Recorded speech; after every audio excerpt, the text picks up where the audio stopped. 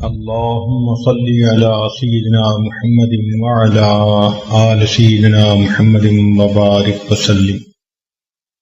اللهم صل على سيدنا محمد وعلى آل سيدنا محمد وبارك وسلم.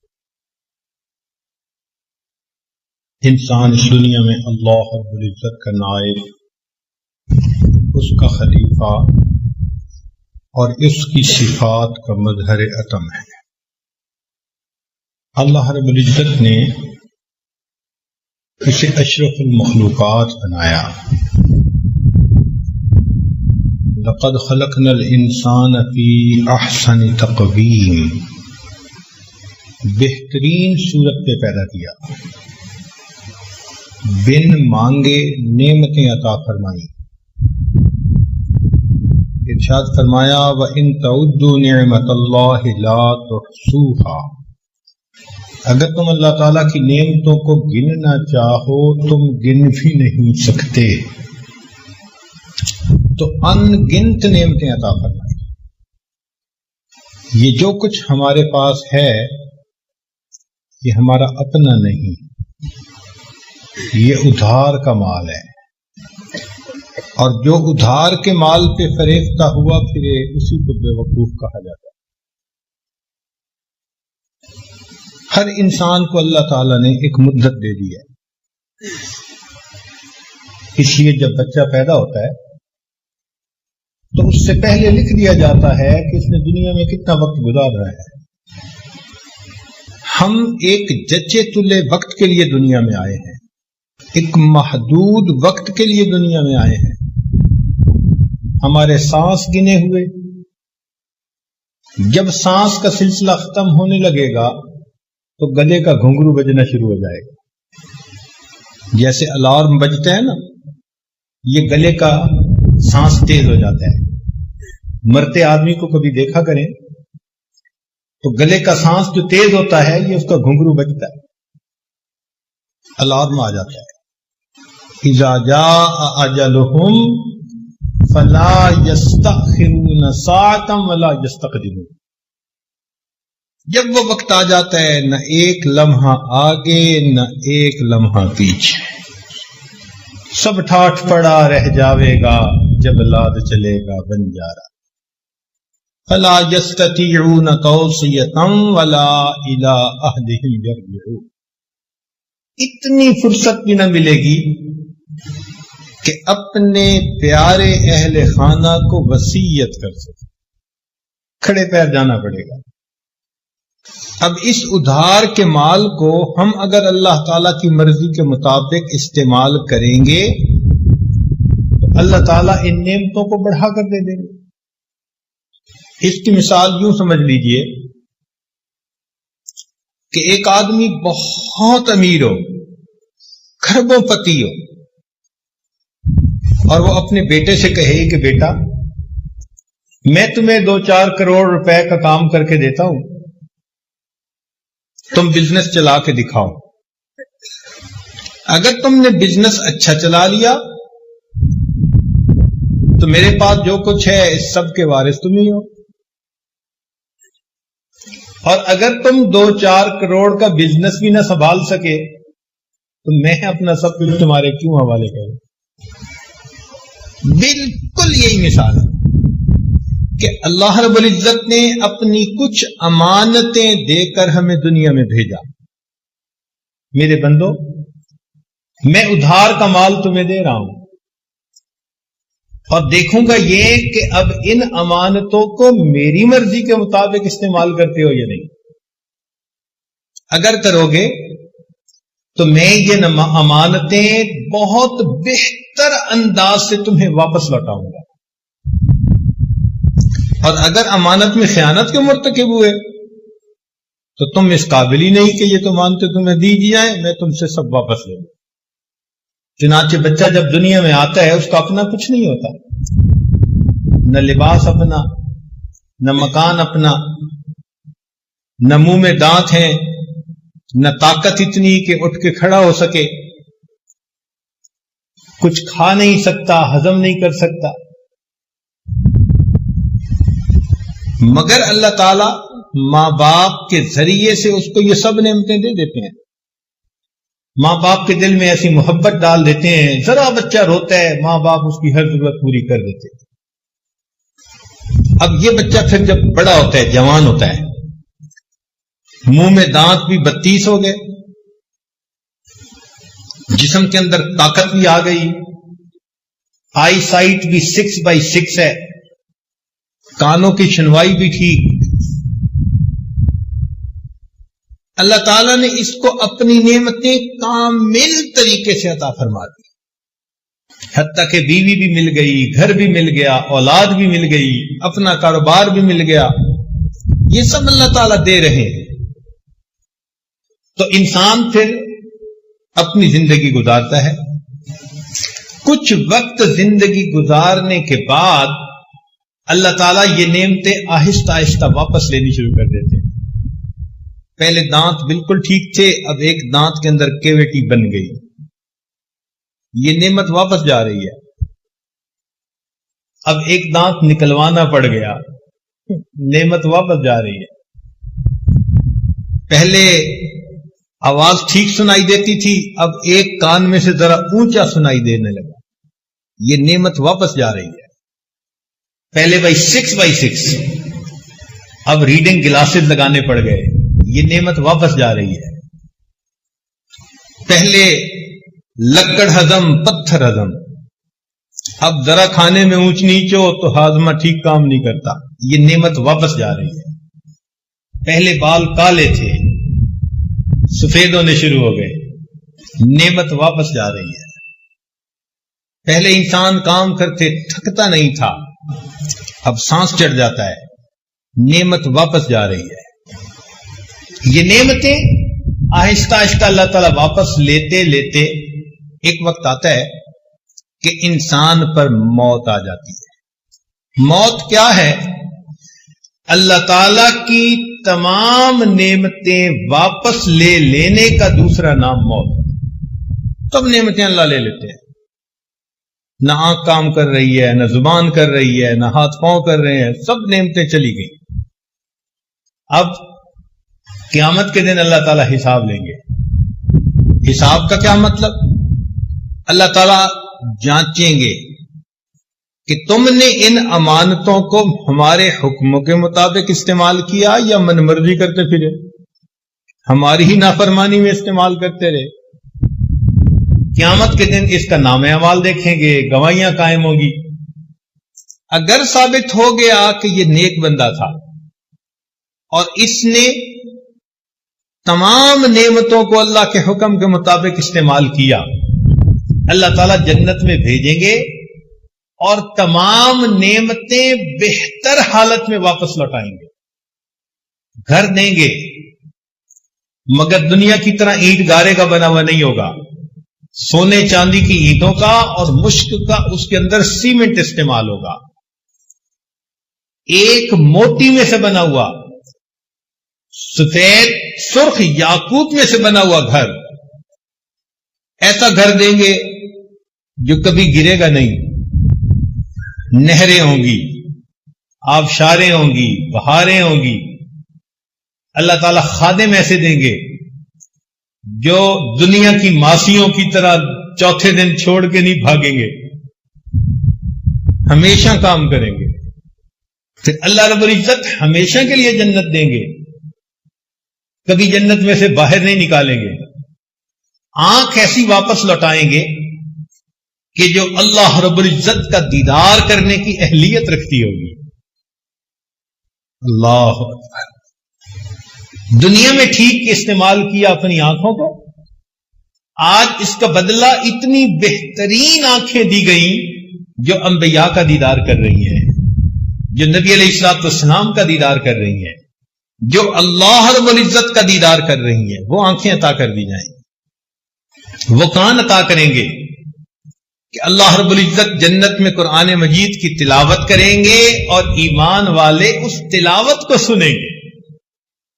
جوانی دی جائے گی جس کے بعد بڑھاپا نہیں آئے گا. چنانچہ مومن کی عمر جنت میں ہمیشہ 32 سال رہے گی. کہ 32 سال کا نوجوان بھرپور نوجوان ہوتا ہے اور عورت کی عمر 18 سال رہے گی، کہ 18 سال کی نوجوان لڑکی اپنے حسن و جمال میں سب سے زیادہ بہترین ہوتی ہے۔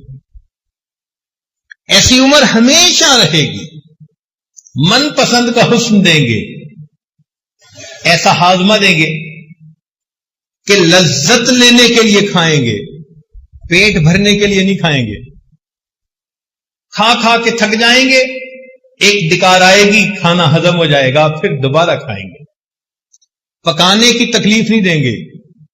اب جب جی چاہے گا ایک بادل آئے گا، دسترخوان لگے گا، پلیٹیں لگے گی، پکے بھنے ہوئے اس میں کھانے دے دیے جائیں۔ میرے بندو، تمہارا کام فقط انجوائے کرنا ہے۔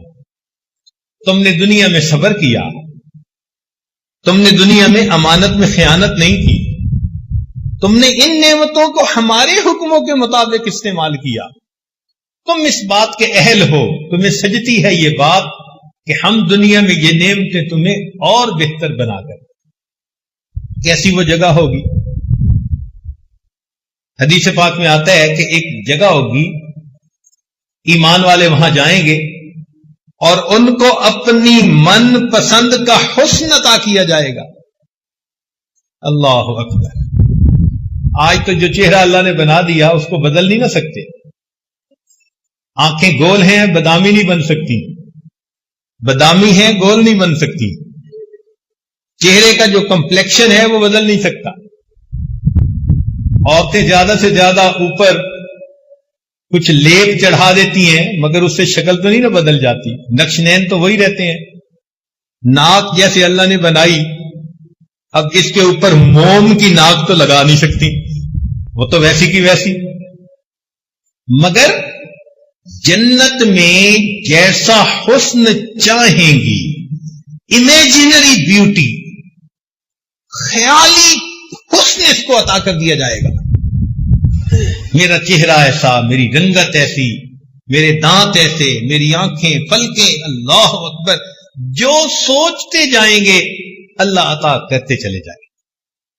فرمائیں گے وَلَكُمْ فِيهَا مَا تَشْتَهِي أَنفُسُكُمْ وَلَكُمْ فِيهَا مَا تَدَّعُونَ، جو تمہارا جی چاہے گا آج ہر نعمت ہم تمہیں عطا فرمائیں۔ اللہ اکبر کبیرہ! وہ کیسی جگہ ہو؟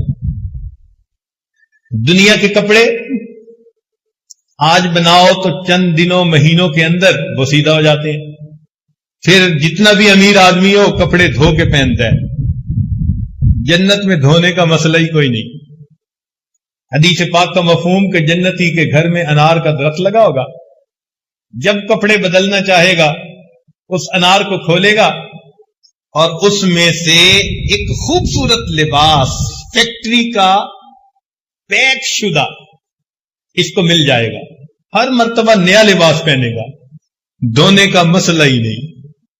واہ میرے مولا، یہ اللہ تعالیٰ کا بوتیک ہے، ہر گھر میں ہر عورت کو دے دیا جائے گا۔ دنیا میں تمہیں بازاروں کے اندر جوتیاں چٹکانی پڑتی تھی، میچنگ کرنی پڑتی تھی، لو دیکھو ہم تمہیں کیسے کپڑے عطا کرتے ہیں۔ حدیث پاک کا مفہوم کہ جنت میں عورت کو ایسے کپڑے پہنائے جائیں گے اس کے ایک کپڑے میں سے 70,000 رنگ جھلک رہے ہوں گے۔ یہ نعمتیں دی جائیں گی۔ کیوں؟ دنیا میں ان کو ٹھیک استعمال کیا، اب یہ اس بات کا حقدار ہے کہ اس کو یہ نعمتیں اور زیادہ عطا فرما دے۔ اور اگر قیامت کے دن حساب کے وقت یہ ثابت ہو گیا کہ یہ تو خیانت کرنے والا تھا، یہ تو کرائے کے مال کو مالک کے مکان کے حساب سے استعمال نہیں کرتا تھا، من مرضی سے، اللہ تعالیٰ فرمائیں گے تو اس قابل ہی نہیں، تھوڑی سی نعمتیں دی تو ان کو ہماری نافرمانی میں استعمال کرتا رہا، اب تو جسٹیفائی کر ہی نہیں تھی، ہم تمہیں یہ نعمتیں واپس نہیں دیں گے۔ اللہ تعالیٰ یہ سب نعمتیں واپس لے لیں گے۔ چنانچہ موت کے وقت انسان سے یہ نعمتیں چھینی جاتی ہیں اور قیامت کے دن انسان کو کھڑا کیا جائے گا اس کے پاس یہ نعمتیں نہیں ہوں گی. سنیے قرآن عظیم الشان. اللہ تعالیٰ فرماتے ہیں وَنَحْشُرُهُمْ يَوْمَ الْقِيَامَةِ عَلَى وُجُوهِهِمْ عُمْيًا وَبُكْمًا وَصُمًّا. اندھے بہرے گونگے اٹھائے جائیں گے، زبان نہیں دی جائے گی. یہ غلط استعمال، جھوٹ بولتا تھا زبان سے، چغلی کھاتا تھا، غیبت کرتا تھا. زبان کی نعمت لے لی جائے گی، آنکھوں کی نعمت لے لی جائے گی. یہ تو غیر کی طرف حسرت بھری نگاہیں اٹھا کے دیکھتا تھا، اس قابل نہیں کہ اس کو آنکھیں ملیں. اندھا کھڑا کریں گے.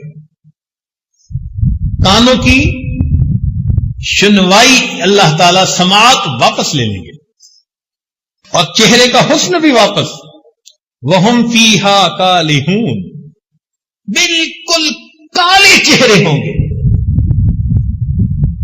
جنتی یوم تبیض وجوہ، اور جہنمی یوم تسود وجوہ، کالے چہرے. لباس دنیا کا نہیں دیا جائے گا. سرابیلہم من قطران، اللہ اکبر. اللہ تعالیٰ فرماتے ہیں گندھک کا بنا ہوا لباس دیں گے، اتنا بدبودار ہوگا. فقہا نے لکھا ساری دنیا کے انسان، حیوان، چرند پرند اگر مر جائیں اور ان کی لاشیں ایک جگہ پر اکٹھی کریں اور وہ گل سڑ جائیں، اتنی بدبو وہاں نہیں ہوگی، اتنی بدبو جہنمی کے کپڑوں میں ہو. آج تو خوشبوئیں لگاتے ہیں نا جی، چھڑکتے ہیں اپنے اوپر. ایسے کپڑے جب پہنائیں گے مجھے تو لگتا ہے دم ہی گھٹ جائے گا. مکان بڑے نہیں دیں گے، کوٹھیوں میں رہنے والے، بڑے مکانوں میں رہنے والے. تو اس مکان میں ہماری نافرمانی کرتا تھا، اب تجھے مکان نہیں ملے گا.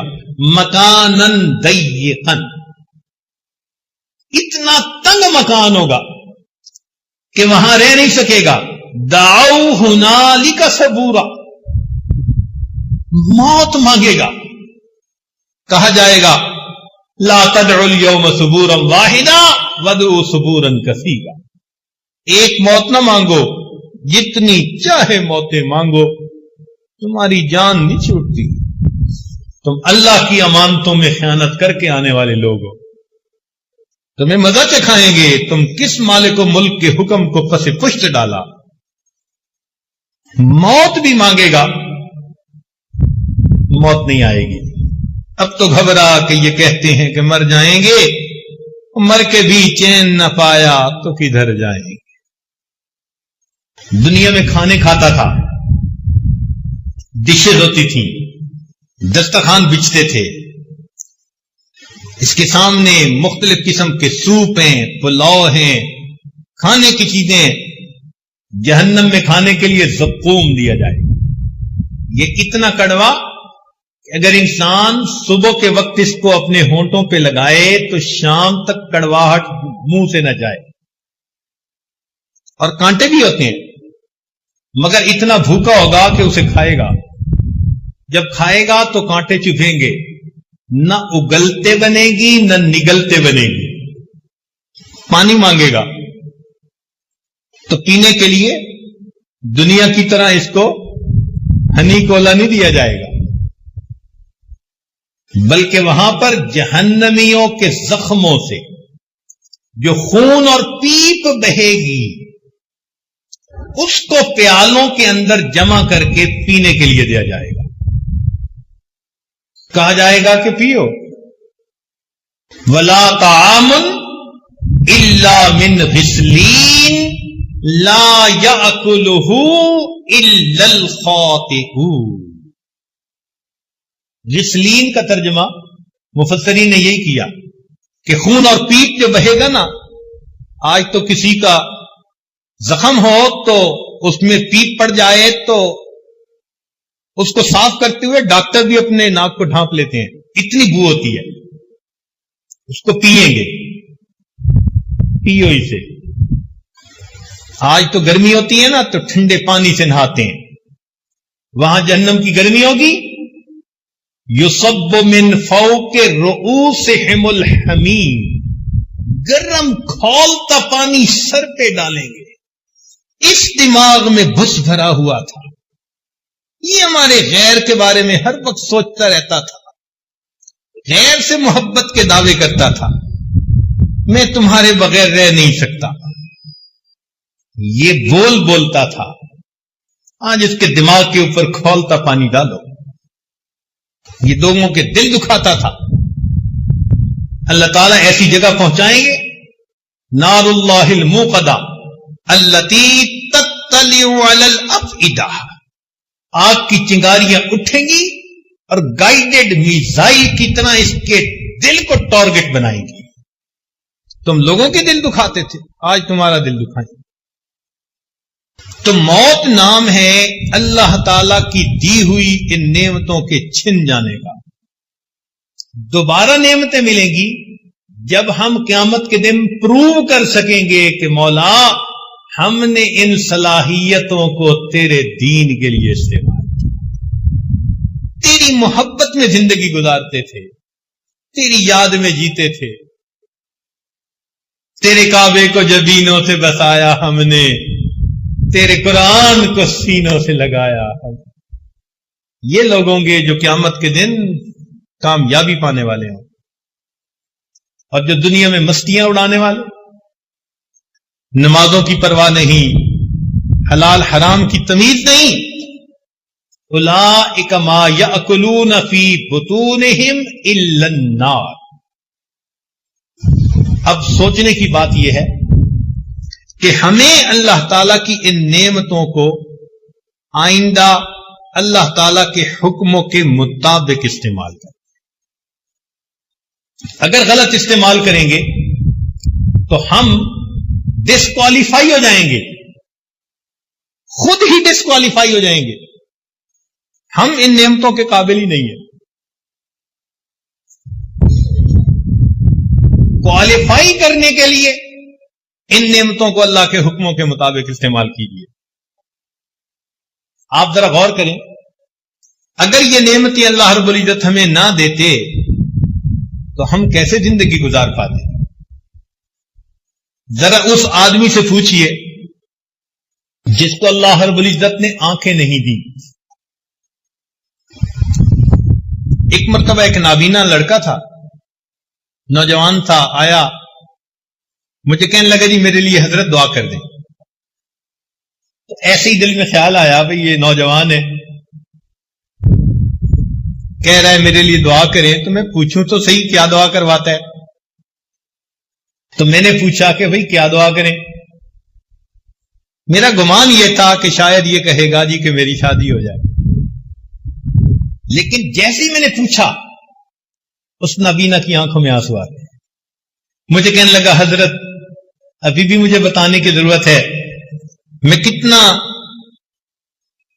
بدنصیب انسان ہوں کہ جس کو میں ماں اور باپ کہتا ہوں میں زندگی میں کبھی ان کا بھی چہرہ نہیں دیکھ سکتا۔ اس نوجوان کے آنسوؤں نے مجھے آنکھوں کی قدر سکھا دی۔ یہ آنکھیں کتنی قیمتی ہیں، قرآن نہیں دیکھ سکتا، بیت اللہ کو نہیں دیکھ سکتا، اللہ والوں کے چہروں کو نہیں دیکھ سکتا۔ ایک نعمت ہے جس سے بندہ محروم۔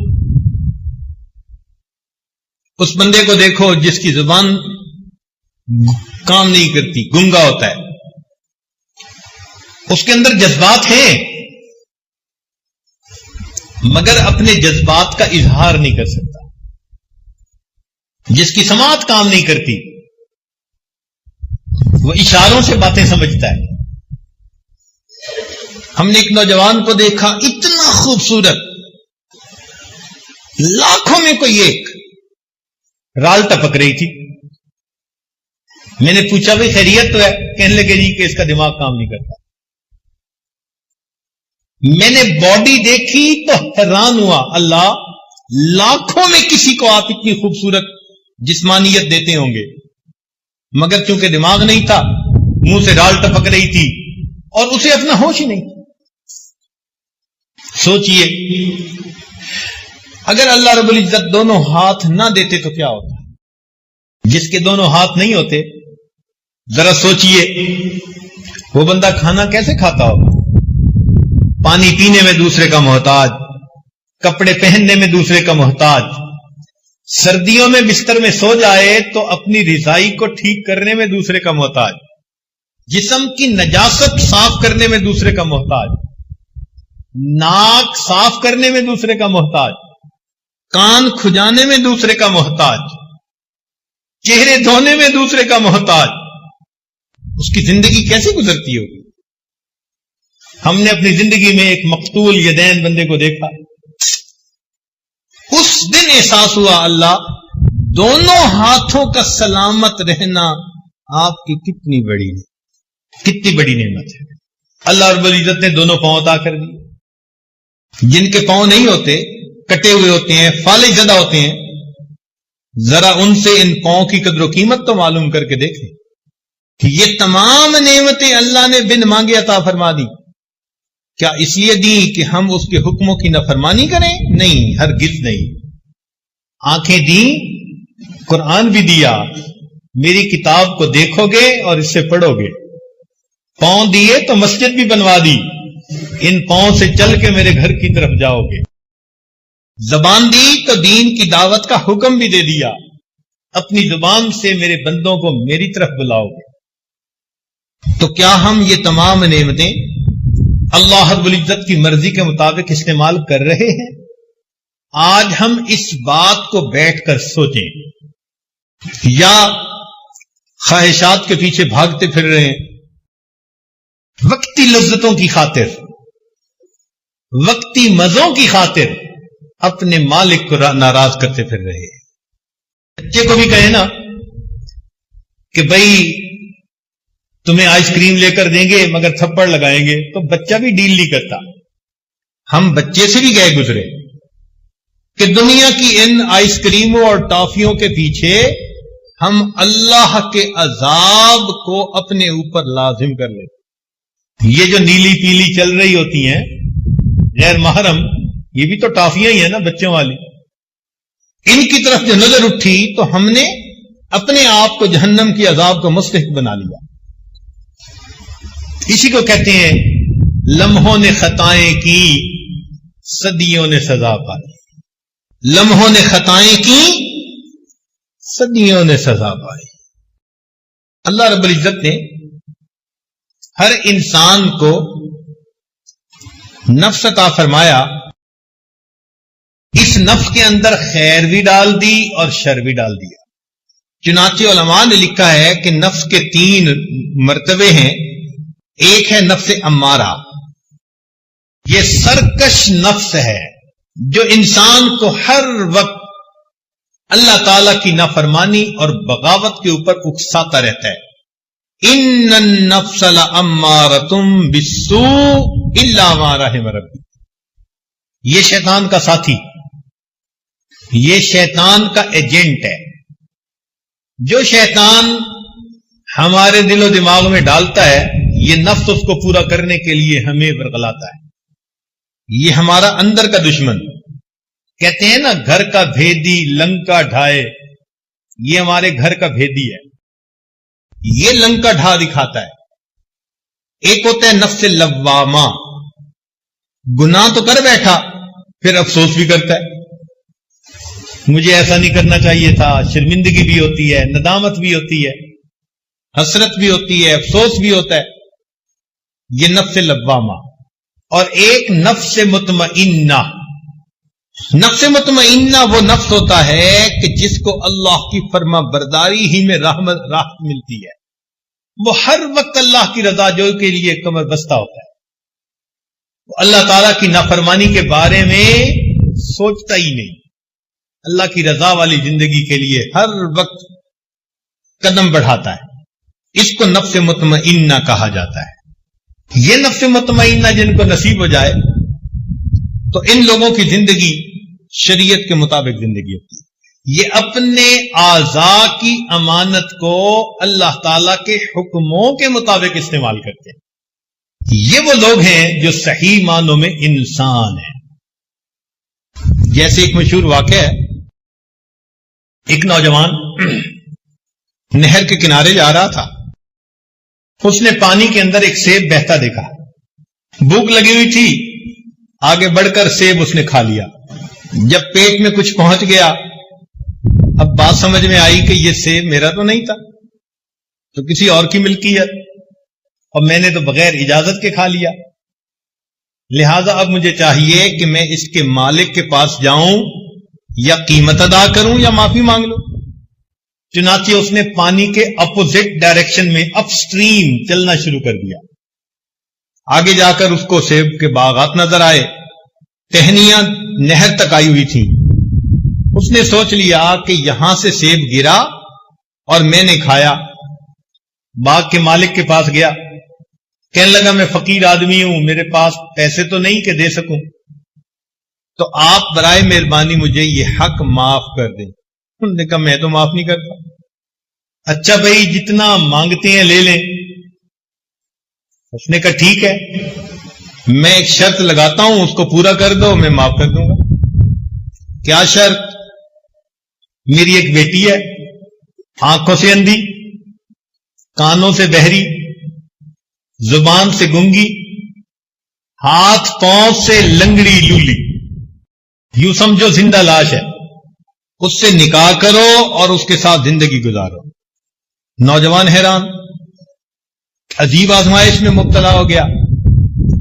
پھر اس نے سوچا کہ دنیا میں ایسی زندہ لاش کے ساتھ زندگی گزارنا آسان، قیامت کے دن اللہ کے سامنے جواب دہ ہونا یہ مشکل کام۔ دن طے ہو گیا، نکاح ہو گیا۔ جب بیوی کے پاس گیا تو دیکھا کہ وہ صحیح سالم خوبصورت ہنستی بولتی نوجوان لڑکی۔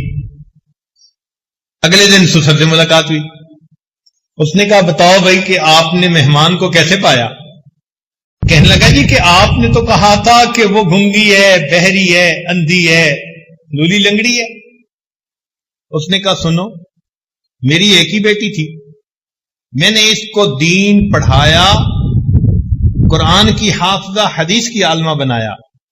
اب میں چاہتا تھا کہ اس کا میں نکاح ایسے بندے سے کروں کہ جس کے دل میں اللہ کا خوف ہو، تقویٰ ہو جس میں۔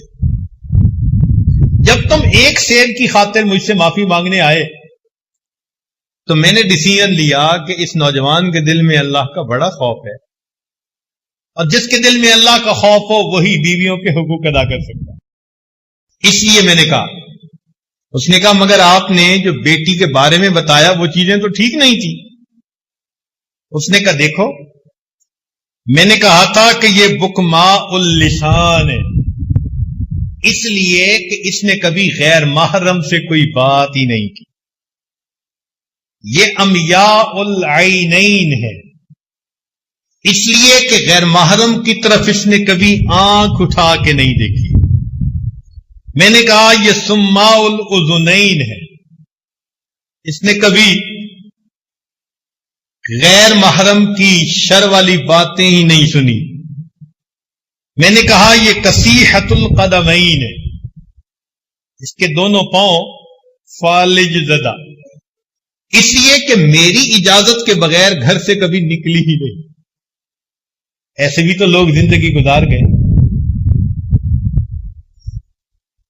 یہ ہیں صحیح معنوں میں انسان کہ جن کے جسم کا ایک ایک عضو اللہ رب العزت کی رضا کے مطابق استعمال ہوتا ہے۔ عبداللہ بن مبارک رحمۃ اللہ کو ایک عورت ملی جو ہر بات کے جواب میں اللہ کے قرآن کی آیت پڑھتی تھی۔ امام ربانی مجدد ثانی رحمۃ اللہ علیہ فرماتے ہیں اس امت میں ایسے بھی لوگ گزرے ہیں کہ ان کے گناہ لکھنے والے فرشتے کو 20 سال تک کوئی گناہ لکھنے کا موقع ہی نہیں ملا۔ یہ صحیح معنوں میں انسان ہے جن کا ہر عمل اللہ تعالی کی مرضی کے مطابق، ان کے ہر عمل پر ان کے سینے میں نور بھر دیا جاتا ہے۔ یہ ایمان کا نور، اعمال کا نور، یہ قیامت کے دن ان کے کام آئے گا۔ اس نور کے ساتھ پھر یہ لوگ زندگی گزارتے ہیں۔ افمن کان میتن فَأَحْيَيْنَاهُ وَجَعَلْنَا لَهُ نُورٌ يَمْشِي بِهِ فِي النَّاسِ. اللہ تعالیٰ ان کو ایک نور عطا فرما دیتے ہیں، اس نور کے ساتھ وہ اللہ کے بندوں میں دین کا کام کر رہے ہوتے. ایک جگہ فرمایا افمن شرح اللہ صدرہ للاسلام فہو علی نور من ربی. دیکھا آخر وہ جس کے سینے کو ہم نے اسلام کے لیے کھول دیا وہ اللہ کی طرف سے ایک نور پر ہوتا ہے. یہد اللہ لنورہ من یشاء، اللہ جس کو چاہتا ہے اپنی نور کی طرف رہنمائی عطا فرمائے. اللہ تعالیٰ فرماتے ہیں اپنے پیارے محبوب صلی اللہ علیہ وسلم کو ما کنت تدری مل کتاب ولل ایمان ولکن جعلناہ نور نہدی بہ من نشاء من عبادہ. اس نور سے کاش کہ ہمارا بھی سینہ بھر جاتا. یہ نور قیامت کے دن کام آئے گا. چنانچہ اللہ تعالیٰ فرماتے ہیں یوم لا یخزی اللہ النبی والذین آمنوا معہ یسعى نورہم بین ایدیہم وبایمانہم. قیامت کے دن ایمان والے جب کھڑے ہوں گے تو ہر طرف گھپ اندھیرا ہوگا. ہر بندے کے سر پہ اس کے ایمان کی اعمال کا نور ہوگا اور اس روشنی میں وہ اپنا راستہ دیکھتے. یہ ایمان کا نور ہوگا. پھر منافق مرد لوگ جو ہوں گے، عورتیں ہوں گے، وہ اس وقت ایمان والوں سے کہیں گے نقتبس من نورکم، اپنی اس روشنی سے ہمیں بھی ذرا راستہ دیکھنے دو.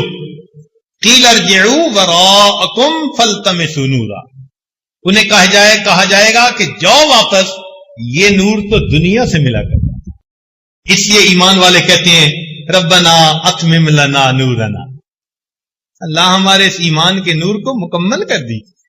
آج ہم میں سے کتنے ہیں جو اس نور کی حفاظت کے لیے فکر مند ہیں؟ بعض اوقات واز سنتے ہیں، نصیحت سنتے ہیں، مراقبہ کرتے ہیں، دل میں نور آتا ہے مگر باہر نکل کر ایک آنکھ غلط اٹھائی سارے نور کی بتی کو گل کر بیٹھے. ہمیں احساس ہی نہیں ہوتا ہمارے اندر کا نور بجھا کہ نہیں. الا ماشاء اللہ. تو ہمیں اگر اس کی فکر لگ جائے تو ہم نافرمانی کرتے ہوئے ڈریں کہ ایسا نہ ہو کہ میرے اندر کی جلی ہوئی بتی ہی بجھ جائے. اس لیے اللہ تعالیٰ قیامت کے دن انسان سے اس کے الگ الگ اعضاء کے بارے میں پوچھیں گے. فرمایا ان السمع والبصر والفؤاد کل اولئک کان عنہ مسئولا. سماعت، بصارت اور دل سب کے بارے میں پوچھا جائے گا. ہمارے اکابر دعائیں مانگتے تھے اللہ ہمیں ان لوگوں میں سے بنا دے الذین یستمعون القول فیتبعون احسنا، جو بات کو سنتے ہیں اور بہتر انداز سے اس پر عمل کرتے ہیں. بہتر انداز سے اس پر عمل کرتے ہیں. علماء نے لکھا ہے ایک ہے انسان کی ظاہری شکل، ایک ہے انسان کی اصلی شکل. وہ جو اصلی شکل ہے نا وہ اس کے اعمال کے حساب سے ہوگی. جیسا گناہ کرتا ہوگا اندر کی شکل ویسی ہوگی. جیسے فرمایا نا کہ اولئک کالانعام بل ہم اضل، یہ جانوروں سے بھی بدتر، اولئک هم الغافلون. کیوں کہ جانور تین طرح کے ہوتے ہیں. ایک شیر ہے، چیتا ہے، اس کو جب بھوک لگتی ہے تو وہ دوسرے کو کاٹ کھاتا ہے. پیٹ بھرا ہوتا ہے پھر اس کے اوپر چوہا چڑھ کے ناچے، اسے پرواہ نہیں ہوتی. دوسری طرح کے جانور گائے، بھینس، بکری، یہ خود تکلیف اٹھا لیتے ہیں مگر اپنی خاطر دوسرے کو تکلیف نہیں دیتے. مثال کے طور پر آپ گائے کو 2 دن بھوکا رکھیں تو یہ دوسری گائے کو ٹکرے نہیں مارنی شروع کر دے گی، یا کسی دوسری گائے کو چبانا نہیں شروع کر دے گی. نہیں کھانا ملا برداشت کر لے گی. کھائے گی تو ہمیشہ سبزہ ہی کھائے گی. اپنی بھی ضرورت ہے پھر بھی دوسرے کو نقصان نہیں دے رہی. اور تیسرے جانور جیسے کہ سانپ اور بچھو. بچھو کے بارے میں مشہور ہے کہ یہ ہر چیز کو کاٹتا ہے. آپ ذرا اس کو کبھی غور سے دیکھیں.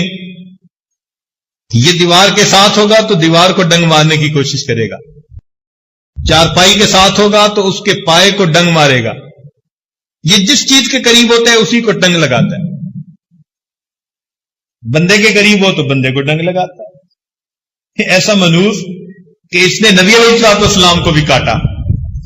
اور اللہ کے محبوب صلی اللہ علیہ وسلم نے فرمایا کہ یہ کتنا نامعقول ہے, نمازی اور غیر نمازی میں فرق ہی نہیں کرتا. اندھا جو ہے, بچھو کی آنکھیں نہیں ہوتی اور سانپ کے پاؤں نہیں ہوتے. اب بتائیں کہ بچھو جب کاٹتا ہے کسی کو تو کون سا اس کو بھوک اتر جاتی ہے یا اس کی پیاس بجھ جاتی ہے؟ اس کو کوئی فائدہ نہیں ہوتا, مگر دوسرے کو تڑپا دیتا ہے. یہ جانوروں میں سے سب سے بدترین قسم کا جاندار. اللہ تعالیٰ فرماتے ہیں کہ یہ لوگ جانور ہیں, بل ہم عدل, جانوروں سے بھی بدتر ہیں. اولئک هم الغافلون, یہ غفلت میں زندگی گزارنے والے. انسان جب بگڑتا ہے تو جانوروں سے بھی پرے پار ہو جاتا ہے. سنورتا ہے تو فرشتوں کو بھی پیچھے چھوڑ جاتا ہے. بگڑتا ہے تو جانوروں سے بھی پرے پار ہو جاتا ہے.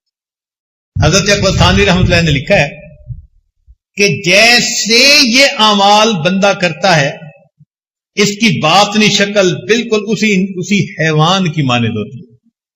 چنانچہ اگر ایک آدمی کے اندر ہرس ہے تو اس کی باطنی شکل کتے کی مانند ہوتی ہے, اس لیے کہ کتا حریص ہوتا ہے.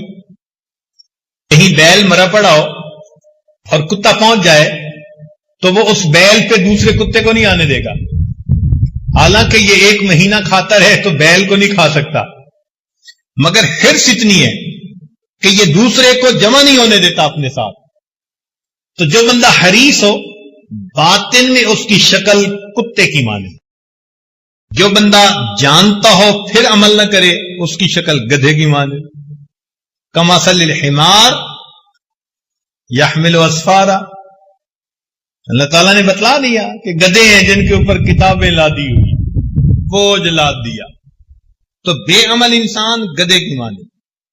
اور فرمایا کہ جو بے حیا ہوتا ہے وہ انسان باطنی طور پر سور کی مانے, اس لیے کہ سور ایک بے حیا جانور ہے. اور جو مکار ہوتا ہے تو باطن میں اس کی شکل بندر کی مانے. بندر میں بڑی عیاری ہوتی ہے. قوم یہود نے بھی عیاری کی تھی نا. اللہ تعالیٰ نے یوم سبت میں مچھلیوں کا شکار منع کر دیا. انہوں نے دریا کے کناروں پہ گڑے بنا لیے, مچھلیوں کو گڑے میں لے لیتے اور دوسرے دن پکڑ لیتے. انہوں نے اللہ کے حکم کو مسخ کر دیا. اللہ نے جواب میں فرمایا قلنا لہم کونوا قردۃ خاسئین, ہو جاؤ پھٹکارے ہوئے بندر. یہ باطن کی شکلیں ہیں جو اعمال کی طرح ہیں. اب اللہ جانے کہ ہماری باطن کی شکل کیا ہے. ظاہر کو تو سجا کے آپ بیٹھتے ہیں نا مسجد میں, تیل لگا لیا, خوشبوئیں لگا لی, نہا دھو لیا, مگر یہ تو چہرہ ہم نے سجا لیا نا. جس کو دنیا دیکھتی ہے وہ چہرہ جسے پروردگار دیکھتے ہیں وہ پتہ نہیں انسان والا ہے یا حیوان والا. حضرت شاہ ولی اللہ مدد علی رحمۃ اللہ کے والد کا نام تھا عبد الرحیم رحمۃ اللہ علیہ. بہت بزرگ بندے تھے. تو ان کے دور میں دہلی میں ایک مجذوبہ عورت تھی, مگر وہ ایسے کھلے عام پھرتی تھی, نہ چہرہ ڈھانپتی تھی نہ سر ڈھانپتی تھی. اس کو لوگ منع بھی کرتے تھے, وہ سنتی نہیں تھی کسی کی. لوگ کہتے تھے پاگل ہے, بے وقوف ہے, دیوانی ہے, چھوڑو پرے. بڑی مدت کے بعد ایک جگہ وہ کھڑی تھی کہ شاہ ولی اللہ مدد علی رحمۃ اللہ کے والد ادھر سے گزر پڑے. جیسے اس عورت نے دیکھا وہ بھاگی اور کسی کی اس نے چادر اٹھائی اور اپنے آپ کو چادر میں لپیٹ لیا, چھپ گئی چادر میں. جب وہ چلے گئے تو یہ پھر اسی طرح چادر سے نکل کے باہر آ گئے۔ لوگوں نے کہا حیا کر، کہ اس بندے کو جاتے دیکھ کے تو بڑے لپٹ گئی اور اب پھر رہی ہے۔ اس مجذوبہ نے کہا کہ مجھے میرے پروردگار نے انسانوں سے پردہ کرنے کا حکم دیا، بڑی مدت کے بعد آج انسان دیکھا، یہ جو بازار میں ہے کتے بلے خنزیر، ان سے میں کیا پردہ کروں؟ بالکل یہی واقعہ حضرت شاہ عبد العزیز رحمۃ اللہ علیہ کے ساتھ پیش آیا۔ یہ حضرت شاہ ولی اللہ محدث دہلوی رحمۃ اللہ علیہ کے جانشین ان کے بیٹے تھے، بہت بڑے عالم تھے۔ چنانچہ آخری عمر میں گھر میں مسجد ایک بنائی ہوئی تھی جس کو مسجد بیت کہتے ہیں، وہیں پر جماعت سے نماز پڑھ لیتے تھے۔ جمعہ کی نماز کے لیے جامع مسجد دہلی میں جا کے نماز پڑھتے تھے۔ اب جو مریدین ان کے دل مچلتے ہیں کہ ہم اپنے شیخ کا دیدار کریں، وہ پورا ہفتہ تڑپتے اور بیچارے جمعہ کے دن آ جاتے وقت سے پہلے، اور حضرت نے گھر سے مسجد میں جانا ہوتا تھا، اس راستے میں دونوں طرف کھڑے ہو جاتے۔ حضرت جمعہ پڑھنے کے لیے نکلتے تو ایک بڑے میاں بڈھے صاحب ساتھ ہوتے جو خادم تھے آپ کے، اور حضرت جیسے ہی نکلتے سر پہ ایک رومال ڈال لیتے۔ اس رومال کی وجہ سے وہ کھڑے ہوئے لوگوں کو درشن بھی نصیب نہ ہوتا۔ وہ بڑے مایوس ہوتے کہ ہفتے کا ایک دن اتنا انتظار اور محبوب گزر بھی گئی، مگر انہوں نے اپنے چہرے کو رومال سے ہی چھپا لیا۔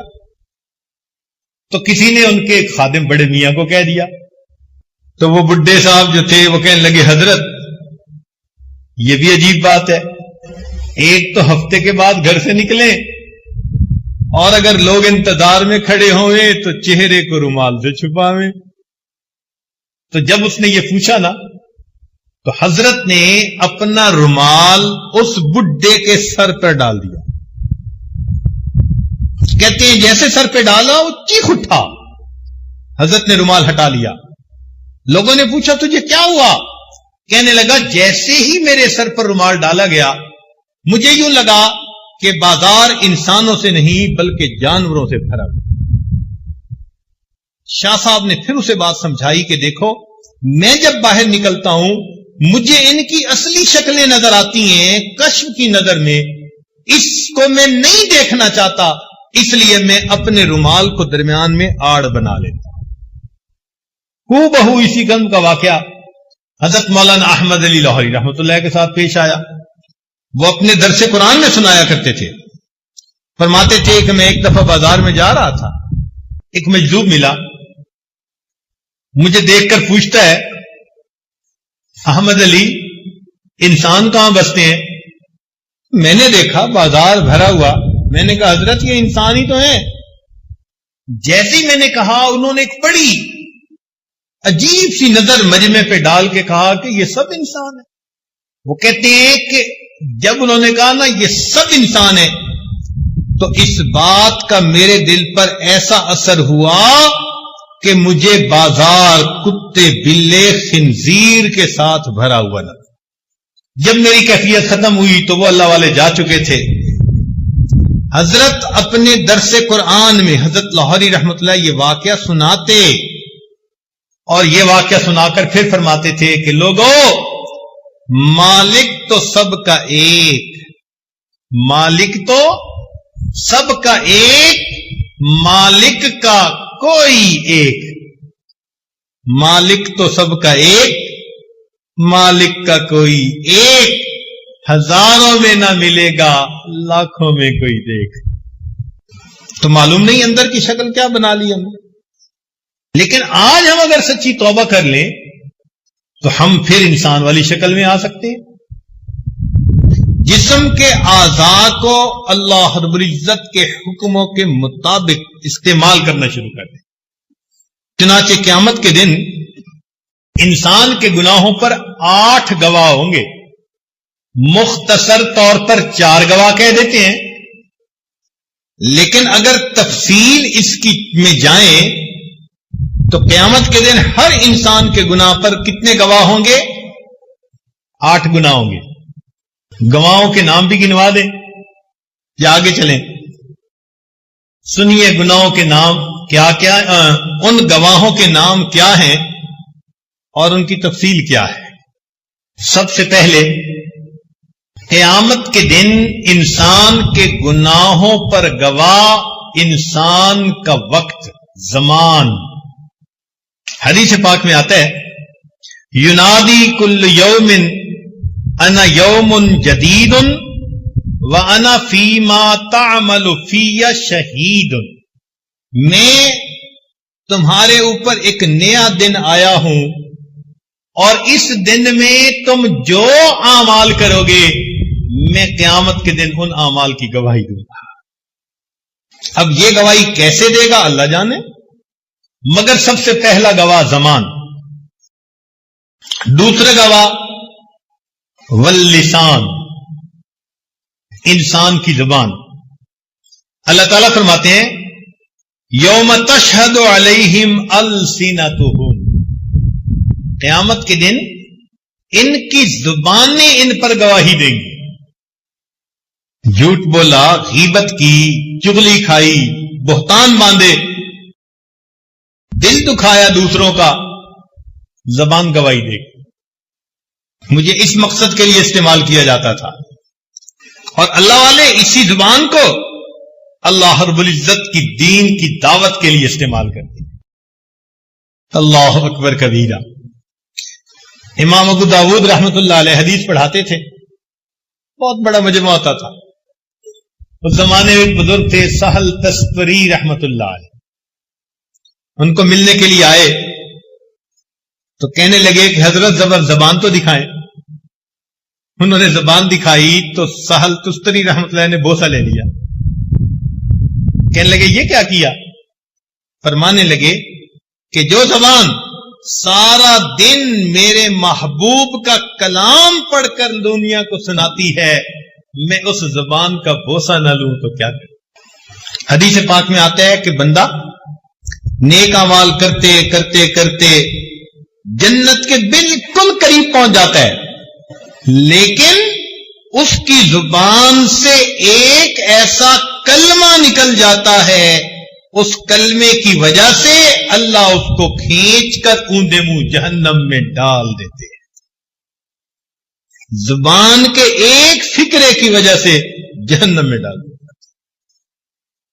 ہمارے نزدیک اہمیت نہیں نا زبان کی، اللہ کے یہاں تو بہت ہے. اتنی تو اہم ہے نا زبان کہ ایک غیر محرم لڑکی تھی، اس کو گواہوں کی موجودگی میں کہا قبل تو وہ محرمہ بن گئی، وہ زندگی کی ساتھی بن گئی. اور اگر بیٹوں کی ماں، زندگی کی ساتھی، اتنی قریبی راز و نیاز والی اس کو طلق تو کہہ دیا تو وہ اب غیر محرمہ بن گئی. ہوا کیا؟ زبان کی اتنی سی حرکت ہی ہے نا. کیا ہم اس زبان کو اللہ رب العزت کے حکموں کے مطابق استعمال کرتے ہیں؟ تیسرا گواہ قیامت کے دن انسان کے گناہوں پر والارکان، الزمان واللسان والارکان، جسم کے باقی اعضاء. اللہ تعالیٰ فرماتے ہیں الیوم نختم علی افواہہم وتکلمنا ایدیہم وتشہد ارجلہم بما کانوا یکسبون. ہاتھ گواہی دیں گے، پاؤں گواہی دیں گے، جسم کے جلد گواہی دے گی. وقالوا لجلودہم لما شہدتم علینا، یہ اعضاء کو کہیں گے کہ تم نے کیوں ہمارے خلاف گواہی دی. قالوا انطقنا اللہ الذی انطق کل شیء. جن اعضاء سے ہم گناہ کرتے ہیں یہی تو اللہ تعالیٰ کی خفیہ پولیس ہے، یہی تو ہمیں پکڑوائیں گے قیامت کے دن. اللہ تعالیٰ فرماتے ہیں وما کنتم تستترون ان یشہد علیکم سمعکم وابصارکم وجلودکم. تم تو گناہ کرتے ہوئے نہ اعضاء سے پردہ ہی نہیں کیا کرتے تھے. جن کی لذتوں کی خاطر ہم گناہ کرتے ہیں کل قیامت کے دن انہی کی گواہی پر ہمیں جہنم میں ڈالا گیا۔ تو گواہ 8 ہوں گے، الزمان واللسان والارکان والمکان۔ مکان سے کیا مراد؟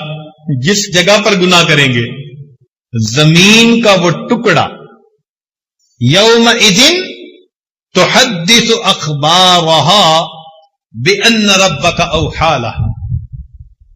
اللہ تعالیٰ زمین کو حکم فرمائیں گے، زمین اپنی خبریں نشر کرے گی، اے اللہ اس جگہ پر اس بندے نے نماز پڑھی تھی اور اس جگہ پر اس بندے نے فلاں گناہ کیا تھا۔ زمین کے ٹکڑے گواہی دیں گے۔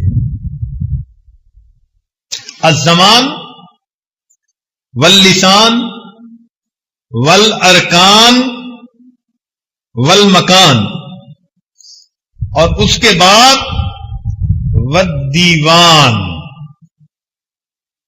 اور انسان کا نام اعمال۔ جب انسان اپنے نام اعمال کو دیکھے گا نا، کہے گا یا ویلتنا مال ھذا الکتاب، ہماری بدبختی، یہ کیسا نام کتاب ہے، لا یغادر صغیرۃ ولا کبیرۃ الا احصاها، کوئی چھوٹا بڑا عمل ایسا نہیں جو اس میں درد نہ کر دیا گیا ہو۔ ووجدوا ما عملوا حاضرا ولا یظلم ربک احد، تیرا رب تو کسی پہ ظلم نہیں کرے گا، اپنے ہاتھوں سے اپنے پاؤں پہ کلہاڑیاں ماری، یہ کھیتی بوئی ہوگی جو ان کو کاٹنی پڑے گی۔ اور اگلا گواہ والملکان، اور 2 فرشتے، ان علیکم لحافظین کراما کاتبین یعلمون ما تفعلون۔ چلیں یہاں تک تو گواہی جو تھی سو تھی، ایک گواہی اور بھی ہوگی، 7ویں گواہی، اور وہ کہتے ہوئے بھی دل ڈرتا ہے، دل کانپتا ہے۔ کیا؟ وہ گواہ ہوں گے نبی الانس والجان، نبی علیہ السلام بھی گواہی دیں۔ سنیے قرآن عظیم الشان، اللہ تعالیٰ فرماتے ہیں فَكَيْفَ إِذَا جِئْنَا مِن كُلِّ أُمَّةٍ بِشَهِيدٍ وَجِئْنَا بِكَ عَلَى هَؤُلَاءِ شَهِيدًا۔ ہمارے اعمال نبی علیہ السلام کو پیش کیے جاتے ہیں، اللہ کے نبی بھی گواہی دیں گے، جنہوں نے بخشش کروانی ہے، جنہوں نے شفاعت کرنی ہے، ہم ان کا بھی دل دکھاتے ہیں۔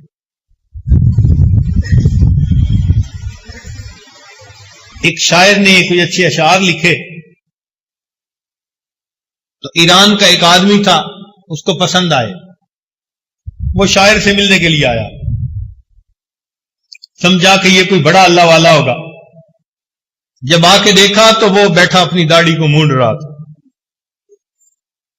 تو اس بندے نے دیکھا تو اس نے ایک آہ بھری، تو شاعر اسے کہنے لگا کہ کیوں تم ٹھنڈی آہ بھر رہے ہو، میں اپنی داڑھی کو تراش رہا ہوں، کسی کے دل کو تو نہیں تراش رہا۔ اس نے کہا خدا کے بندے، تو کسی عام بندے کے دل کو نہیں تراش رہا، تو میرے محبوب صلی اللہ علیہ وسلم کے دل کو تراش رہا۔ ایسی دل پر بات بیٹھی، سچی توبہ کر کے کہنے لگا جزاک اللہ کہ چشمم باز کر دی، مرابا جانے جاں ہمراز کر دی۔ تجھے اللہ جزا دے کہ تو نے میری آنکھیں کھول دی اور تو نے مجھے میرے جان جاں سے ملا دیا۔ تو یہ جو گناہ ہم کرتے ہیں نا، اللہ رب العزت کے محبوب کو پیش کیے جاتے ہیں، اعمال پیش ہوتے ہیں، اللہ کے محبوب کیا سوچتے ہوں گے، انہوں نے میرے تہجد کے آنسوؤں کی کوئی قدر نہیں، میں ان کی خاطر راتوں کو روتا تھا، اللہ سے مانگتا تھا۔ کلمہ پڑھنے والے، میری محبت کے دعوے کرنے والے، یہ تنہائیوں میں شیطان کے ساتھی بنتے ہیں، اللہ رب العزت کے حکموں کی نافرمانی کرتے ہیں۔ ہمیں توبہ کرنی چاہیے، ہم نے آج تک اللہ کے محبوب صلی اللہ علیہ وسلم کو کتنی اذیت پہنچائی. اور 8واں گواہ جس کو کہتے ہوئے اور زیادہ ڈر لگتا ہے، 7 گواہ الزمان واللسان والارکان والملکان والمکان والدیوان اور نبی الانس والجان اور آخری گواہ الرحمن. اللہ رب العزت خود بھی گواہ ہو. سنیے قرآن عظیم الشان. اللہ تعالیٰ ارشاد فرماتے ہیں وَلَا تَعْمَلُونَ مِنْ عَمَلٍ إِلَّا كُنَّا عَلَيْكُمْ شُهُودًا. تم جو بھی عمل کرتے ہو ہم تمہارے اوپر گواہ ہوتے.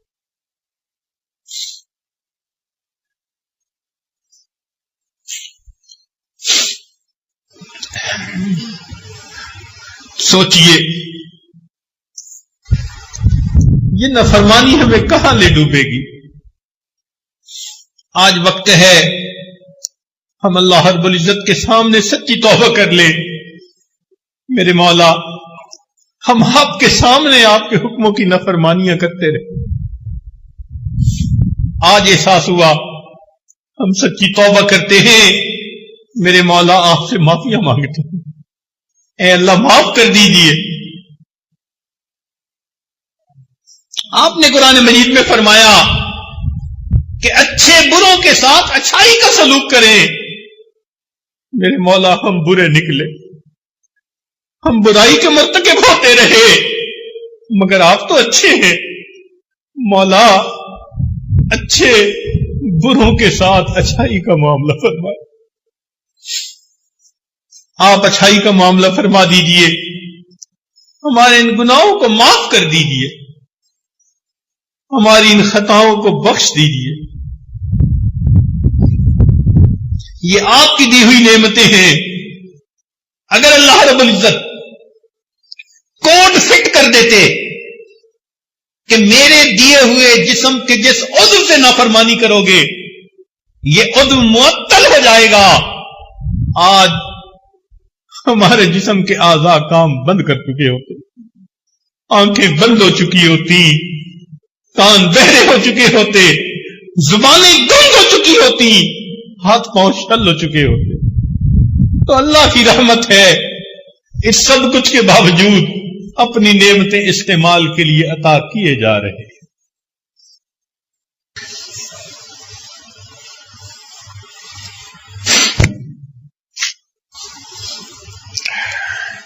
تو ہمیں چاہیے کہ ہم اپنے گناہوں سے سچی توبہ کر کے آئندہ گناہ کے موقعوں سے بچنے کی کوشش کریں. توجہ فرمائیے، گناہ سے بچنے کی نہیں، گناہ کے موقعوں سے بچنے کی کوشش کیجیے. اور اللہ تعالی سے دعا مانگے، اے اللہ غم حیات کے سائے محیط نہ کرنا، کسی غریب کے دل کو غریب نہ کرنا. میں امتحان کے قابل نہیں میرے مولا، مجھے گناہ کا موقع نصیب نہ کرنا. اے اللہ گناہ کے موقع سے مجھے بچا لے. میں آزمائش کے قابل نہیں، میں امتحان کے قابل نہیں. پھسلنے والے ہیں، گرنے والے ہیں. میرے مولا ہمیں گرنے پھسلنے سے بچا لیجیے. ہمارے اکابر گناہ کے موقع سے کتنا ڈرتے تھے، اللہ اکبر کبیرہ. حیران ہو جاتے ہیں. ابو ہریرہ رضی اللہ تعالیٰ عنہ جنہوں نے نبی علیہ السلام کی سب سے زیادہ احادیث کی روایت کی، عالم تھے. اللہ اکبر، محبوب کی دعا تھی ان کے لیے. وہ دعا مانگتے تھے اپنے بڑھاپے میں، بال سفید، جسم نحیف ہو گیا، کمزور ہو گیا. دعا کیا مانگتے تھے؟ اللہم انی اعوذ بکا من ان ازنی و اسرک. اے اللہ میں آپ کی پناہ مانگتا ہوں کہ میں زنا کروں یا چوری کروں. بڑھاپے میں یہ دعا مانگتے تھے. قیل لہو، انہیں کہا گیا کابورا سنک، آپ کی اتنی بڑھاپے کی عمر ہو گئی. وَأَنْتَ صاحب رسول اللہ، اور آپ رسول اللہ صلی اللہ علیہ وسلم کے صحابی ہیں. اتخاف علی نفسک، کیا آپ اپنے نفس سے اب بھی ڈرتے ہیں؟ من الزنا والسرقہ، آپ زنا کر لیں گے یا چوری کر بیٹھیں گے؟ قال، انہوں نے جواب میں فرمایا کیف آمن علی نفسی، میں اپنے نفس پر کیسے بھروسہ کر سکتا ہوں؟ وابلیس حی، جبکہ شیطان ابھی زندہ ہے. شیطان زندہ ہے، میں اپنے نفس پہ کیسے بھروسہ کروں؟ یہ ہمارے اکابر کا حال تھا. اتنا وہ ڈرتے اور گھبراتے تھے. کیف آمن علی نفسی وابلیس حی، شیطان زندہ ہے، میں اپنے نفس کے اوپر کیسے بھروسہ کر سکتا ہوں؟ اسی لیے یہ وہ لوگ تھے کہ جن کے اعضاء اللہ رب العزت کی فرما برداری میں استعمال ہوتے تھے، ان کے دل نور سے بھرے ہوتے تھے، اللہ کی محبت سے ان کے دل لبریز ہوتے تھے. اسی لیے وہ ایک نوجوان کا واقعہ جو مالک ابن دینار رحمت اللہ علیہ کے سامنے مینا کے میدان میں اپنے آپ کو اللہ کے حضور پیش کرتا ہے، اور پیش کرتے ہوئے کیا کہتے ہیں؟ اللہ، سب لوگ جانور قربان کریں گے، میں فقیر ہوں، اتنے پیسے نہیں کہ میں جانور خرید کے قربان کروں. اے اللہ، ہذہ نفسی یا ربی فتقبلھا منی، میری جان حاضر ہے، قبول کر لے. یہ کہہ کر کلمہ پڑھا اور اپنی جان آفری کے سپرد کر. یہ وہ لوگ ہوتے ہیں جو اللہ رب العزت سے اتنی محبت کرنے والے ہیں. اس لیے سیدنا عمار ابن یاسر اللہ عنہ فرمایا کرتے تھے، اے اللہ، اگر مجھے معلوم ہوتا کہ اس پہاڑ سے گرانے پر آپ راضی ہو جائیں گے تو میں اپنے آپ کو پہاڑ سے گرا دیتا. اگر میں جانتا آگ میں کود جانے پر آپ راضی ہو جائیں گے، میں آگ میں چھلانگ لگا دیتا. اللہ، اگر میں جانتا سمندر میں گر پڑنے پر آپ راضی ہو جائیں گے تو میں سمندر میں بھی جو ہے وہ چھلانگ لگا دیتا. اے اللہ، انی ارید وجہک، میں تو فقط آپ کی رضا چاہتا ہوں اور اسی رضا کے لیے زندگی گزار رہا. ہم اللہ رب العزت کی رضا کے لیے زندگی گزاریں. چنانچہ ابو العباس میں عطا فرماتے ہیں کہ میں جنید بغدادی کو ملنے گیا اور ان کے اوپر آخری وقت تھا. میں نے جا کے سلام کر دیا. اب سلام کا جواب دینا بھی واجب ہوتا ہے. تو کہتے ہیں کہ میں نے دیکھا کہ انہوں نے تھوڑے توقف سے مجھے جواب دیا اور پھر کہنے لگے کہ میں ورد میں مشغول تھا، اس لیے جواب دینے میں مجھے ذرا دیر ہوئی. بس اتنا کہہ کر خود اپنا چہرہ قبلے کی طرف کر لیا، کلمہ پڑھا اور میری آنکھوں کے سامنے ان کی روح پرواز کر گئی. آخری وقت تک ان کی یہ حالت ہوتی ہے. پیر ننّے میاں بھوپالی، ان کی بیٹی کا نام حفصہ تھا، ان پر آخری وقت کی کیفیت تھی تو وہ یکسوئی سے لیٹے ہوئے تھے. 3 سال کی بچی ان کے پاس آئی، ساتھ لیٹ گئی. ابو نے بات نہ کی تو سینے پہ چڑھ گئی. اب ابو کی آنکھیں کھولتی ہے، ابو باتیں کرو، ابو بات نہیں کرتے. تو چھوٹی بچی خفا ہو گئی، دوسرے کمرے میں جا کے رونے لگ گئی. ماں نے پوچھا بیٹی کیوں روتی ہو؟ کہنے لگی کہ ابو نے مجھ سے بولنا چھوڑ دیا اور میں نے ابو سے کاٹی کر لی، میں ابو سے نہیں بولتی. وہ اسے پیار کر کے لے آئی، چلو آؤ میں تمہاری ابو سے سلو کروا دیتی. اس نے لا کے بچی کو قریب بٹھایا اور اپنے میاں سے کہا کہ دیکھیں بچی آپ سے روٹھ گئی ہے، آپ حفصہ کو پلیز منا لیں۔ تو جب یہ الفاظ کہے انہوں نے آنکھ کھولی اور پوچھنے لگے کون سی حفصہ اور کیسی حفصہ؟ ہم نے تو اپنے یار کو منا لیا، لا الہ الا اللہ محمد الرسول اللہ کلمہ پڑھا اور ان کی روح پرواز کر گئی۔ جنہوں نے اللہ کی فرما برداری کی ہوتی ہے وہ پھر آخری وقت میں کہتے ہیں کون سی حفصہ اور کیسی حفصہ، ہم نے اپنے یار کو منا لیا۔ کاش کہ ہم بھی اپنے یار کو منا لیتے، اپنے پروردگار کو منا لیتے۔ اس کا طریقہ یہی ہے کہ زندگی میں جو گناہ اب تک کر چکے ان گناہوں کی اپنے اللہ سے معافی مانگے۔ وہ بڑا کریم پروردگار ہے، جو بندہ بھی گناہوں سے معافی مانگتا ہے اللہ رب العزت گناہوں کو معاف فرما دیتا ہے۔ اس لیے شاعر نے کہا اے اللہ کیف ادعوک وانا عاصٍ، کیسے دعا مانگوں میں تو بڑا گناہگار ہوں۔ اور پھر کہا وکیف لا ادعوک وانت کریم، اللہ میں کیسے دعا نہ مانگوں جبکہ آپ اتنے قریب۔ اس لیے کہنے والے نے کہا وفدت علی کریم بغیر زاد، میں کریم کے دروازے پہ آیا ہوں سامان سفر پاس نہیں۔ من الاعمال والقلب السلیم، نہ اعمال ہے نہ سنورا ہوا دل ہے۔ وفدت علی الکریم بغیر زاد من الاعمال والقلب السلیم، فإن الزاد اقبح من كل شيء اذا كان الوفود على الكريم۔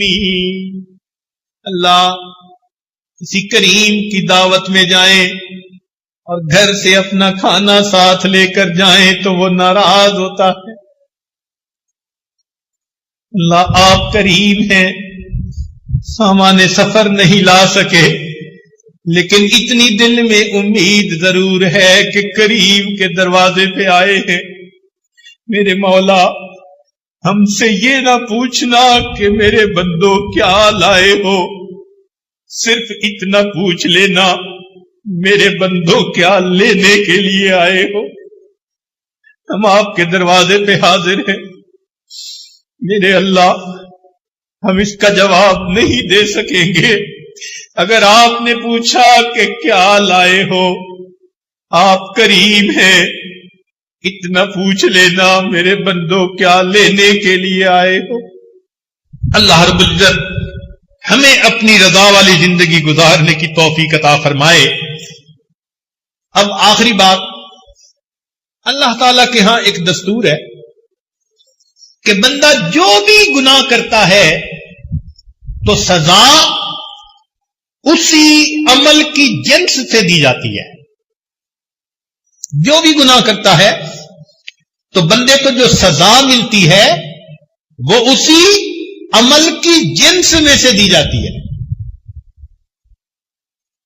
مثال کے طور پر جو بدنگاہی کا مرتکب ہوا، حدیث پاک میں آتا ہے کہ قیامت کے دن لوہے کی سلاخیں گرم کر کے ان کی آنکھوں میں سلائی پھیری جائے گی، جن سے عمل میں سے ان کو سزا دی گئی۔ اور اس کے اوپر آپ سوچتے چلے جائیے، یہاں بھی یہی کہ جو انسان اپنے اعضاء کو اللہ رب العزت کے حکموں کے خلاف استعمال کرے گا، اللہ تعالیٰ بھی سزا جن سے عمل میں سے دیں گے۔ کیا کہ قیامت کے دن کھڑا کریں گے، آنکھوں کی بینائی نہیں ہوگی، کانوں کی سنوائی نہیں ہوگی، اور پاؤں سے بندہ فالج زدہ ہوگا۔ کیا فرمایا؟ وَنَحْشُرُهُمْ يَوْمَ الْقِيَامَةِ अला वजूहिहिम उम्यम व बुकमम व सुम्मा, अंधा होगा, बहरा होगा, गूंगा होगा, मगर ये भी साथ कह दिया अला वजूहिहिम। तो मुफस्सिरीन ने लिखा इसका तर्जुमा ये है, ये अल्लाह के हुक्मों को उलट देता था, आज अल्लाह इसको उलट देंगे। ये बंदा सर जमीन पर होगा, पांव ऊपर होंगे, सर के बल चलता हुआ अल्लाह के सामने मुजरिम बना के पेश किया जाए, उल्टा पेश किया जाए। तो मेरे आज़ा को हुक्मों के खिलाफ इस्तेमाल करता था, हमने भी तेरे जिस्म के चलने की तरतीब बदल दी, सर के बल चल के आ। अला वजूहिहिम, सर के बल चल के जाएगा। आज वक्त है अल्लाह रब्बुल इज्जत के सामने अपने गुनाहों की सच्ची माफी मांग लीजिए। कितनी बड़ी जिल्लत होगी, अल्लाह के महबूब होंगे, अंबिया, सिद्दीकीन, सालिहीन, शहदा होंगे, और उस मजमे में अगर हम सर के बल उल्टे चल रहे होंगे। ये कौन साहब है? ये तालिब इल्म साहब है। ये कौन है? ये सूफी साहब है। उल्टे चल के आ रहे हैं जी, अल्लाह के हुक्मों को उलट दिया करते। आज हम अल्लाह रब्बुल इज्जत के हुक्मों की अजमत को सीख लें, क़यामत के दिन हमें जिल्लत से अल्लाह ताला बचाएंगे। फरमाया यौम ला युख़ज़िल्लाहु नबिय्या वल्लज़ीना आमनू मआ, क़यामत के दिन अल्लाह ताला अपने नबी अलैहिस्सलाम को और जो ईमान वाले उनके साथ होंगे, उनके साथ ने ज़लील और रुसवा नहीं। नबी अलैहिस्सलाम के सामने हम कैसे हाजिर होंगे? इसी को शायर ने यूं कहा, तू गनी अजहर दो आलम मन फकीर, ए अल्लाह आप दो आलम से गनी हैं, मैं फकीर हूं। रोज़े महशर उज़्र हाए मन पजीर, अल्लाह क़यामत के दिन मेरे उज़्रों को कबूल कर लेना। गर तुम्ही दीनी हिसाबम नागुजीर, और अगर आप फैसला कर लें कि मेरा हिसाब जरूर लेना है, अज निगाहे मुस्तफा पिन्हा बगीर, अल्लाह मुस्तफा करीम की निगाहों से मेरा हिसाब ओझल लेना, मुझे उनके सामने शर्मिंदगी न उठानी पड़े। इसीलिए शेख अब्दुल कादिर जिलानी रहमतुल्लाह अलैह एक मौके पर रो रो के दुआ मांग रहे थे, अल्लाह क़यामत के दिन माफ कर देना, माफ कर देना। आखिर पर कहा, ए अल्लाह अगर आपका फैसला है क़यामत के दिन माफ नहीं करना, तो फिर मुझे क़यामत के दिन अंधा खड़ा कर। सुनने वाले ने कहा कि हजरत क्या दुआ मांगी? अंधा खड़ा करना। फरमाया, हाँ, मैं अपने महबूब के सामने कैसे पेश हो सकूंगा, उससे तो अंधा हो जाना बेहतर। आज अल्लाह रब्बुल इज्जत हमें इन आज़ा को शरीयत और सुन्नत के मुताबिक इस्तेमाल करने की तौफीक अता फरमाए। इसलिए कहने वालों ने कहा कि आज़ाउकुम आदाउकुम, तुम्हारे आज़ा तुम्हारे आदा होंगे, और अगर नेकी पर जिंदगी गुजारोगे आज़ाउकुम अस्दक़ाउकुम, ये तुम्हारी गवाह बनेंगे, और क़यामत के दिन अल्लाह के सामने गवाही देंगे। आंखें गवाही देंगी, अल्लाह आपकी मोहब्बत में ये बंदा रोता था। पेशानी गवाही देगी, अल्लाह तहज्जुद की नमाज में लंबे सजदे करता था। क़यामत के दिन ये आज़ा गवाही देंगे, इंसान की पलकें गवाही देंगी। क़यामत के दिन इंसान के आज़ा उसके गवाह बन जाएंगे। अल्लाह ताला हमारे इन आज़ा को हमारी नेकियों के गवाह क़यामत के दिन बनाकर हम पर अपनी रहमत की नजर फरमाए और हमें जहन्नम से बरी फरमा दे, जन्नत अता फरमाए। अल्लाहुम्मा इन्ना नस्अलुकल जन्ना व नऊज़ु बिका मिनन नार। जो दिन बाकी रह गए उनमें आप अल्लाह रब्बुल इज्जत से ये दुआ कीजिए कि रब्बे करीम हमें आने वाले वक्त में नेकोकारी की जिंदगी नसीब फरमाए और गुनाहों से हमें महफूज फरमाए।